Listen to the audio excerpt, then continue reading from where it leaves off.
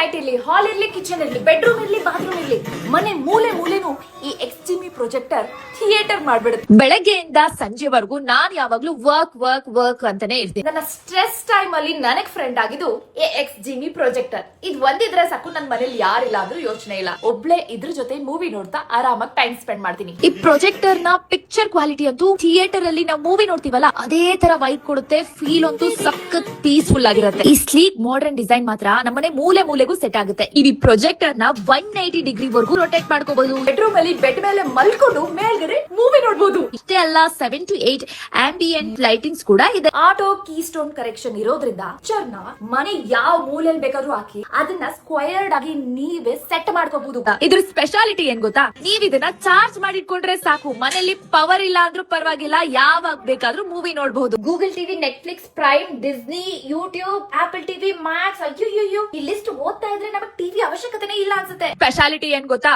ಇದಕ್ ಸ್ಪೀಕರ್ ಬೇಕಾಗಿಲ್ಲ, ಇದ್ರಲ್ಲೇ ಸ್ಪೀಕರ್ ಇರುತ್ತೆ. ಈ ಸ್ಪೀಕರ್ ಸೌಂಡ್ ಗೆ ಮನೆನೇ ಎಕೋ ಆಗ್ತಾ ಇರುತ್ತೆ.